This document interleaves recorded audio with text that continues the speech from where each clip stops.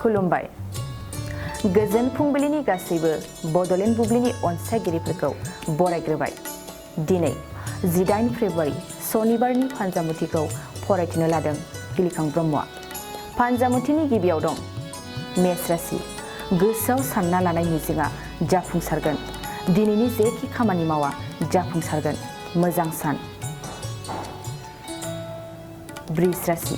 सांग्रां जा। हरखाब गारि मटर सालायनायाव सौग्रावनो हागौ। दावबायनायनि सिगां गारि सालायनायनि फारसे सांग्रां जा। मिथुन राशि। मोजां सान जानाय नङा। देहायाव खस्थ' मोनगोन। मालायनि खामानिखौ ओरैनो खस्थयै मावना होगोन। कर्कट राशि। फालांगियाव मोजां। जायखिजाया फालांगियावनो मुलाम्फा जानो हागोन। आंखालखौ सुफुंगोन। सिंह राशि। नोंथांनि मुङा ओनसोलाव गोसारगोन। मोजां खामानि मावनानै समाजाव बाख्नाय जागोन। गोसोआ थुलुंगागोन। कन्या राशि। न'खराव नांलाय खमलाय जागोन। एसे जेंनाखौ लानानै बिसि फिसायनि गेजेराव दावराव दावसिया बांसिनगोन।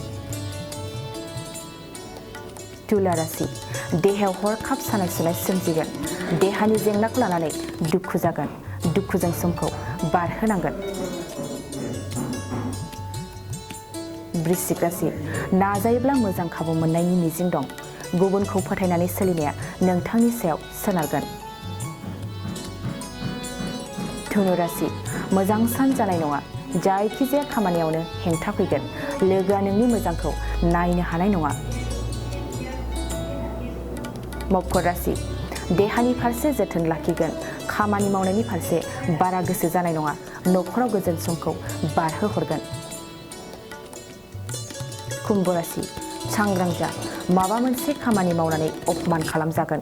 समनि थासारिखौ बुजिनानै सोलिनो नाजा। मीन राशि। दिदोम गोसोजों खामानि मावफुंनो हागोन। गुबुननि बाथ्राफोरखौ सहायनो हागोन। गुबुननि गाहायाव थानानै खामानि मावगोन। दिनै सानसेनि राशि फरायथिनायाबो एसेनोसै। आसा खालामो नोंथांनि दिनैनि साना मोजाङै मोजां थांगोन। बेखौ बड'लेण्ड बुब्लि नखरनिफ्राय मिजिंथिबाय। गोजोन्थों।